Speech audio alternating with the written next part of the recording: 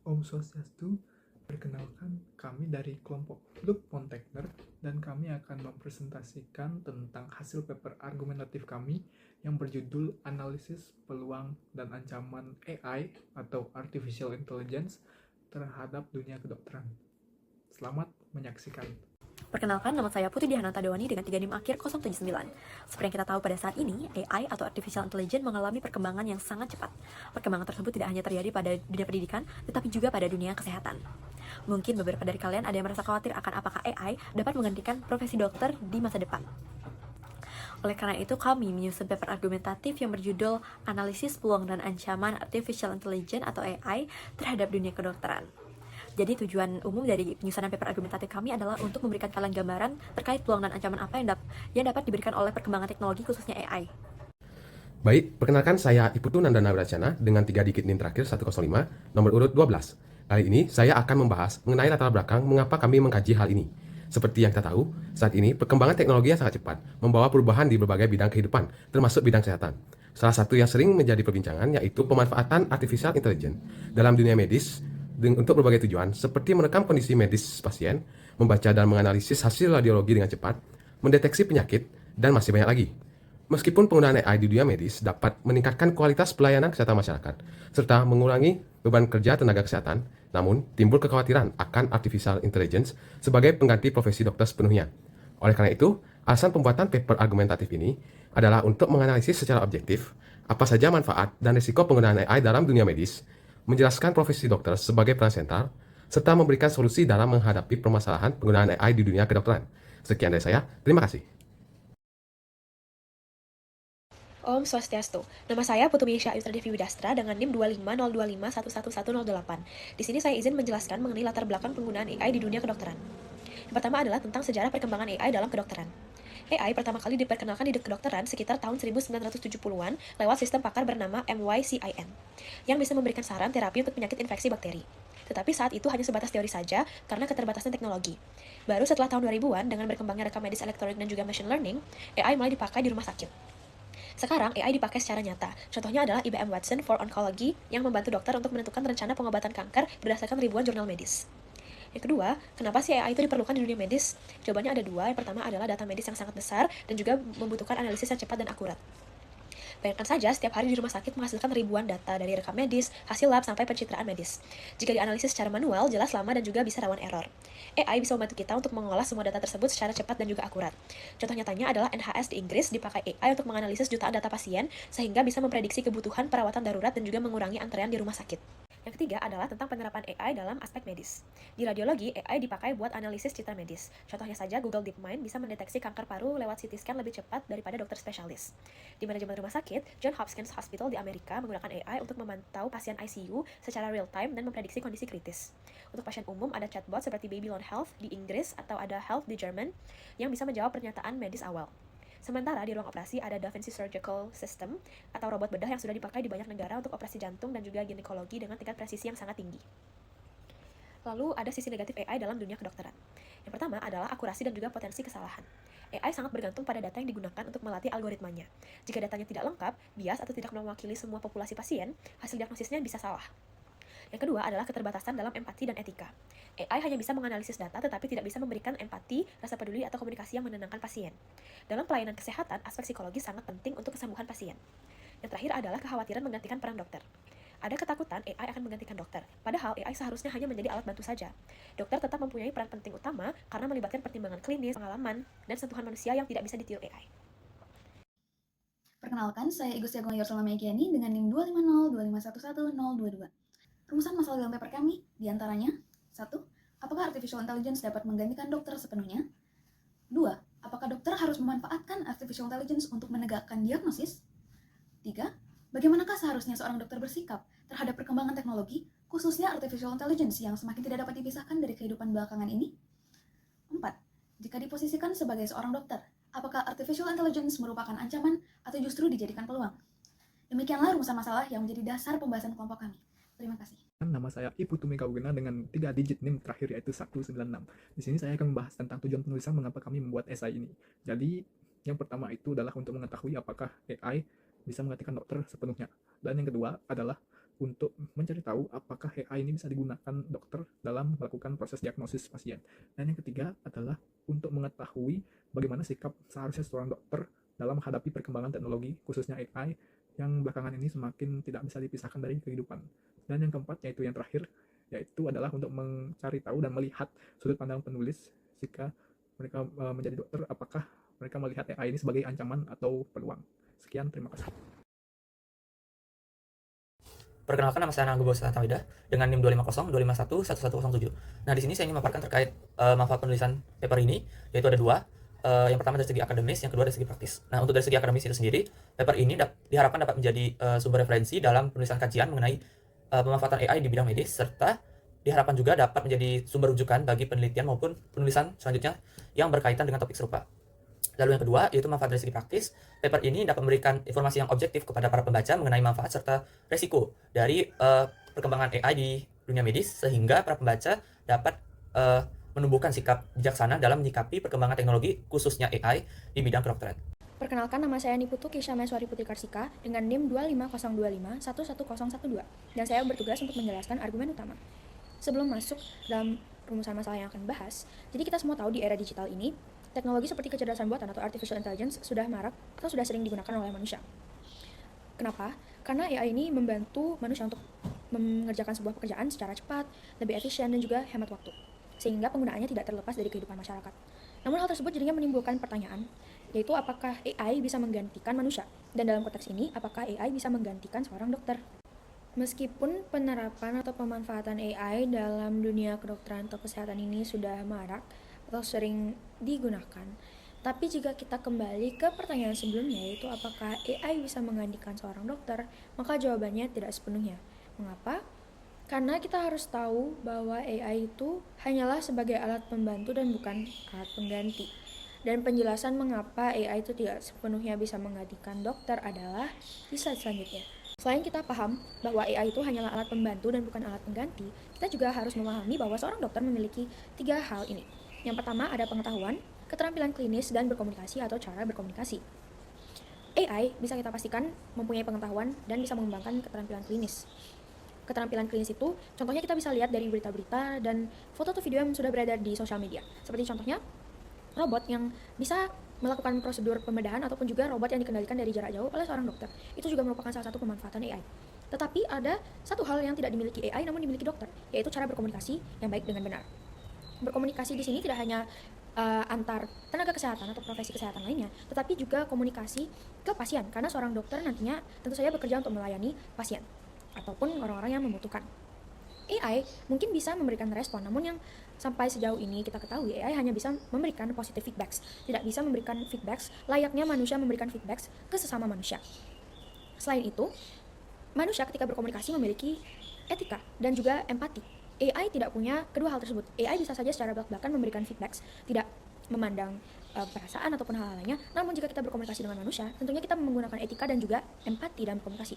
Dan dalam konteks dokter, seorang dokter saat berkomunikasi dengan pasien ataupun tenaga kesehatan lainnya harus memiliki etika dan empati untuk membangun rasa saling percaya, rasa saling hormat, dan menghargai, apalagi saat menangani seorang pasien. Jadi itulah kenapa AI tidak bisa menggantikan dokter sepenuhnya. Baik, terima kasih. Sebelumnya perkenalkan, nama saya Sang Ayu Putu Gita Karisma Putri dengan NIM 25025511068. Sebelumnya, jika sudah terbahas bagaimana AI dapat membantu dalam dunia medis, sekarang yang mau saya bahas dan saya tekankan adalah hal-hal yang tidak dapat digantikan AI terhadap seorang dokter, yakni empati dan komunikasi. Dan tentunya ada tambahan, yakni secara langsung tanggung jawab seperti itu. Jadi seperti jika AI memberikan diagnosis yang cepat, kemudian terdapat suatu error atau kesalahan, malah lantas siapa yang akan bertanggung jawab seperti itu? Jadi tanggung jawab moral yang dimiliki oleh seorang dokter dalam mempertanggungjawabkan bagaimana pengobatan, terapi, dan sebagainya itu tidak dapat digantikan dan tidak dapat ditanggung oleh AI tersebut. Kemudian, hal-hal yang mau saya bahas adalah bagaimana komunikasi dan empati itu penting. Contoh, ketika terdapat pasien yang datang membawa masalah, tidak hanya membawa data tetapi juga membawa rasa takut dan cemas, kadang itu memerlukan perhatian ataupun rasa untuk kita berempati atau perlu ditemani seperti itu. Jadi hal-hal seperti itu tidak dapat digantikan oleh AI. Mungkin AI bisa mendiagnosis secara cepat, tapi tidak dapat memberikan rasa nyaman atau aman itu seperti itu.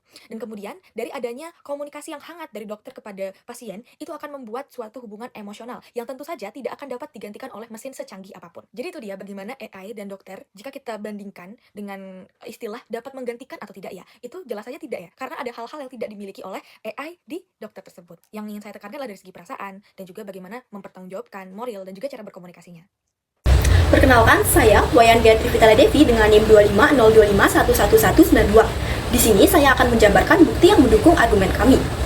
Menurut penelitian yang dipublikasikan oleh National Library of Medicine pada tahun 2023 menggunakan pendekatan machine learning dan deep learning, AI terbukti dapat mendeteksi berbagai penyakit dengan tingkat akurasi yang tinggi. Penelitian ini menggambarkan tingkat akurasi AI yang beragam, seperti penyakit paru-paru menunjukkan tingkat akurasi 93 hingga 97,5% dan kanker kulit menunjukkan tingkat akurasi 90,1 hingga 91,85%. Sehingga dapat kita ketahui bahwa AI dapat digunakan sebagai alat untuk membantu diagnosis dan juga membuat prediksi. AI yang digunakan dengan benar dalam dunia kedokteran dapat membantu dokter melakukan pekerjaannya dengan lebih efisien. Sehingga banyak perusahaan kesehatan yang mulai mempelajari AI dan mengembangkannya pada layanan mereka. Dalam akun bidang kesehatan, investasi dan minat terhadap penerapan AI dalam menganalisis hasil foto medis telah meningkat menjadi 152 juta dolar pada tahun 2017, yang mana naik dari 80 juta dolar pada tahun 2016. Baik, perkenalkan saya Putu Kayana Sriman Putri dengan 3 digit terakhir 096. Jadi saya izin melanjutkan mengenai penjelasan tantangan dalam penggunaan AI khususnya di bidang kedokteran ataupun dalam bidang medis. Tantangan yang pertama itu keakuratan dan kapasitas data. Jadi AI itu membutuhkan data yang sangat besar dan juga akurat untuk bisa berfungsi dengan baik. Jadi tanpa adanya keberagaman data, AI itu bisa mengembangkan bias yang dimana nantinya berdampak pada diagnosis yang mungkin saja tidak akurat untuk semua kelompok pasien. Dan yang kedua itu ada privasi dan keamanan data. Jadi baik berupa privasi dokter maupun pasien itu melibatkan data kesehatan yang sangat sensitif. Jadi untuk menjaga privasi tersebut perlu dipastikan datanya itu aman dari tindak kebocoran ataupun penyalahgunaan yang merupakan tantangan hukum dan juga etika yang sangat serius di keadaan atau era global saat ini di mana AI digunakan secara masif. Kemudian di sini ada tantangan yang ketiga yaitu pengembangan itu memerlukan waktu yang lama. Jadi melatih model AI yang canggih dan juga AI yang sangat sensitif ataupun akurat itu memerlukan waktu yang sangat panjang, mulai dari pengumpulan data, kemudian pembersihan data hingga proses training ataupun validasi. Ini bisa memakan waktu dari berbulan-bulan bahkan bertahun-tahun. Kemudian tantangan yang terakhir atau tantangan yang keempat itu biaya yang sangat tinggi. Jadi mengembangkan AI itu juga sangat mahal karena biayanya itu mencakup dari pengadaan server, kemudian dengan apalagi dengan spesifikasi yang tinggi dan juga perlu adanya gaji untuk para ahli data itu sendiri dan juga lisensi dari perangkat lunak. Sehingga semua yang membuat adopsi AI di fasilitas kesehatan itu menjadi investasi yang sangat besar. Baik, sekian penjelasan dari saya. Sekian, terima kasih. Halo semuanya, perkenalkan nama saya Niputu Listiawati dengan NIM 25025111193. Di sini saya akan mengajak kalian untuk membahas terkait kontra argumen bahwasanya AI dapat menggantikan dokter. Banyak dari kita mungkin akan langsung menjawab bahwa AI tidak akan bisa menggantikan dokter, karena beranggapan bahwa sentuhan manusia, empati, dan intuisi dokter adalah hal yang tidak bisa digantikan oleh teknologi. Namun pada kali ini saya akan menantang argumen tersebut. Saya akan berargumen bahwa perkembangan AI saat ini sudah melampaui sekadar alat bantu. Itu akan dijabarkan oleh poin-poin berikut. Poin yang pertama yaitu akurasi dan kecepatan diagnostik. Seperti dalam dunia radiologi, AI mampu mendeteksi anomali seperti tumor pada hasil CT scan atau MRI dengan kecepatan dan ketelitian yang luar biasa, bahkan mengidentifikasi hal-hal yang mungkin terlewat oleh mata manusia. Ini bukan lagi soal membantu, melainkan melampaui kemampuan kita sebagai seorang dokter. Yang kedua, kemampuan memahami konteks. AI tidak lagi hanya menganalisis data, dengan data yang lengkap, AI bisa memberikan diagnosis yang jauh lebih akurat dan terstruktur dibandingkan seorang dokter. Terutama untuk kasus-kasus kompleks yang membutuhkan analisis data yang super besar. Bahkan beberapa program AI sudah dikembangkan untuk berinteraksi dan memberikan dukungan emosional yang besar kepada para pasien. Poin yang ketiga yaitu objektivitas mutlak. Berbeda dengan manusia yang bisa lelah dan membuat kesalahan, AI memproses data secara objektif dan konsisten. Diagnosis yang dihasilkan murni berdasarkan data statistik tanpa bias seringkali tidak disadari mampu dilakukan oleh AI. Lalu kesimpulannya, dokumen ini tidak menyatakan bahwa hubungan antara dokter dan pasien akan hilang sepenuhnya. Sentuhan manusia akan tetap penting, namun di masa depan, AI berpotensi untuk mengambil alih sebagian besar tugas analistik dan diagnostik. Ini akan membebaskan para dokter untuk fokus pada hal-hal yang benar-benar membutuhkan keahlian unik, seperti melakukan operasi yang rumit, membangun hubungan personal dengan pasien, dan hal-hal yang mampu tidak bisa digantikan oleh AI. Sekian dari saya, terima kasih. Halo semuanya, perkenalkan saya Mario Sutasi Tumorang dengan 3 NIM akhir 204. Pada kali ini saya akan menjelaskan tentang perkembangan AI dalam interaksi dengan pasien. Nah, seperti kita ketahui, perkembangan teknologi telah berkembang sangat pesat, terutama di bidang artificial intelligence atau yang disingkat dengan AI. Nah, kita biasanya mengetahui nih, AI itu kan bisa berkembang di bidang industri. Bukan itu saja, AI juga bisa berkembang di bidang kesehatan. Seperti contoh, pada saat seorang pasien, dia mungkin merasakan gejala sesuatu. Untuk itu, dia mungkin saja malas nih untuk Kedokter ini bisa saja menggunakan prompt atau chatbot dengan AI, yaitu menanyakan gejalanya seperti apa. Nah, AI itu pun sudah bisa menjawabnya dengan sangat jelas dan juga sangat tepat. Untuk itu, dari situlah kita bisa mengetahui bahwa teknologi bisa berkembang sangat cepat, baik itu dari sektor bidang apapun. Nah, khususnya kita, terlebih calon kesehatan di masa depan, yaitu dokter, kita harus bijak dalam menggunakan AI. Kita tidak dilarang untuk menggunakan AI, tapi kita harus bijak menggunakan AI, dan terutama kita jangan dikendalikan oleh AI, seperti kita sudah malas dalam mengerjakan tugas, menggunakan kemampuan kita sendiri. Terlebih-lebih kita juga mau menggunakan AI untuk mengerjakan tugas kita. Jadi dari situlah kita harus bijak-bijak dalam menggunakan AI. Inilah sekian dari saya, terima kasih. Selanjutnya, kita akan membahas tentang peluang AI di masa depan bersama saya, Nilo Komang Cikawidisari dengan NIM 250251149 dengan nomor urut 3. Dalam bagian kali ini, saya membaginya menjadi 3 subpoin besar. Yang pertama yaitu tentang peluang AI sebagai asisten kesehatan virtual yang dapat melayani pasien 24/7. Tentunya, sebagai seorang remaja, sebagai seorang Gen Z nih, kita tidak bisa lupa, atau kita mungkin pasti udah sangat familiar dengan kata 24/7. Nah, kita juga sebagai seorang manusia, kita tidak dapat mengetahui kapan kita akan dilanda musibah seperti sakit dan lain sebagainya. Nah, AI ini sangat berpeluang untuk bisa menjadi asisten kesehatan virtual kita. Karena apa? Karena ia bersifat fleksibel. Misalkan pada malam hari kita merasa tidak enak badan, atau kita merasa mungkin sesak nafas saat malam hari, tapi kita tidak sempat untuk ke dokter misalkan, karena mungkin tidak ada yang antar atau sudah terlalu larut malam. Nah, kita bisa untuk menggunakan AI ini sebagai tools pertama kita untuk bisa mengetahui penanganan secepatnya atau penanganan dini yang dapat kita lakukan yang disarankan oleh AI, karena AI ini bersifatnya fleksibel. Walaupun kita aksesnya pada pagi, siang, malam, atau dini hari pun, AI akan bisa tetap menjawabnya dan bisa memberikan solusi kita tepat pada hari itu juga. Poin yang kedua, yaitu AI dapat meningkatkan identifikasi dini berbagai penyakit serius. Nah, tentunya kita pastinya memiliki riwayat-riwayat penyakit yang sudah mungkin bisa dibilang berkelanjutan. Dan mungkin kita juga sering mengalami sebuah penyakit atau musibah penyakit yang kita rasakan itu seperti tidak sembuh-sembuh nih ya. Nah, sudah berobat, tapi masih saja seperti itu. Kita juga sudah minum vitamin, tapi kita masih juga mengalami gejala seperti itu.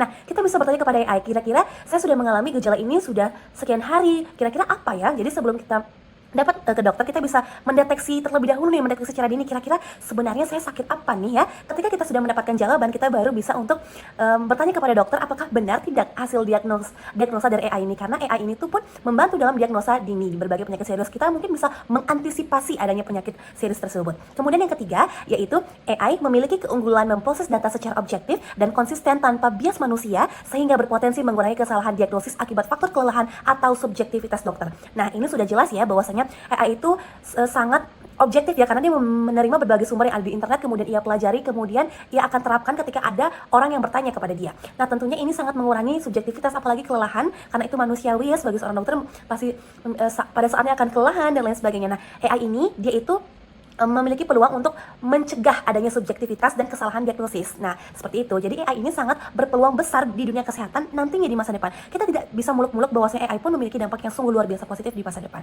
Sekian dari saya, terima kasih. Baik, sekarang kita sudah sampai pada bagian terakhir, yaitu bagian kesimpulan. Sebelumnya, perkenalkan nama saya, Ana Agung Kailani Cananda Gopa dengan NIM di belakang 241. Jadi, berdasarkan analisis yang telah didapatkan, bisa kita simpulkan bahwa kehadiran Artificial Intelligence, atau sering disebut AI, di dunia medis mempunyai dua sisi. Di satu sisi, AI membuka peluang transformasi besar. Dengan kemampuannya menganalisis data dalam jumlah sangat besar, AI bisa membantu diagnosis lebih cepat, akurat, bahkan untuk penyakit yang kompleks. Di sini, AI bukan sekedar alat, tetapi mitra yang mendukung dokter dalam mengambil keputusan dan merancang perawatan terbaik bagi si pasien. Namun, di sisi lain, ada kontra, ada tantangan yang harus kita waspadai. Misalnya, kekhawatiran berkurangnya hubungan personal antara dokter dan pasien, isu empati yang tidak bisa digantikan oleh mesin, risiko kebocoran data pasien, hingga potensi bias algoritma. Karena itulah, masa depan yang lebih realistis bukan untuk menggantikan dokter, melainkan kolaborasi. AI hadir hanya untuk melengkapi, sementara dokter tetap berperan sebagai pengambil keputusan yang bijaksana, penuh empati, sekaligus penuntun pasien dalam sistem kesehatan yang semakin kompleks.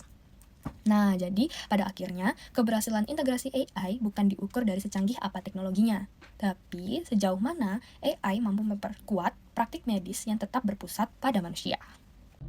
Halo, nama saya Karipik Prajosa Putri dari kelompok 17 dengan NIM 25025111145. Di sini saya akan menjelaskan tentang saran dari kelompok kami.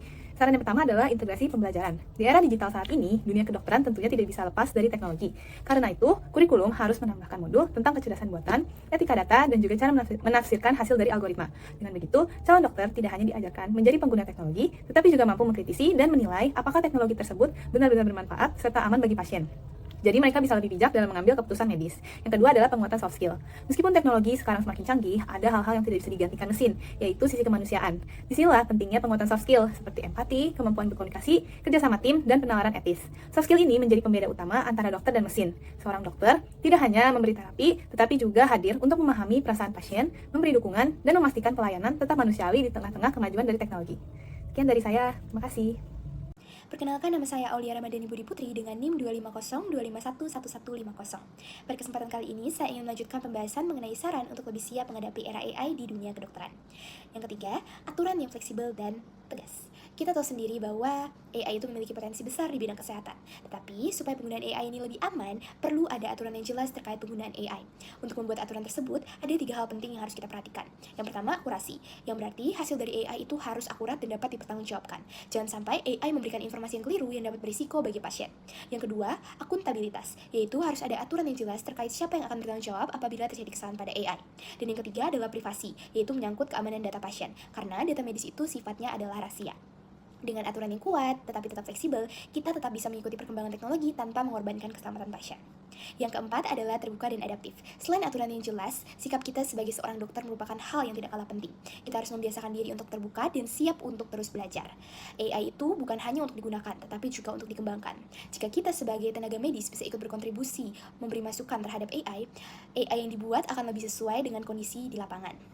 Namun, dalam proses tersebut, nilai kemanusiaan tetap menjadi pegangan utama kita. Yang berarti, meskipun AI itu bisa sangat-sangat canggih, penggunaan AI harus tetap mempertimbangkan etika medis, rasa empati, dan kebutuhan nyata pasien. Demikianlah sekiranya hal yang dapat kami presentasikan. Terima kasih banyak atas waktu dan perhatiannya. Saya tutup dengan para mesanti.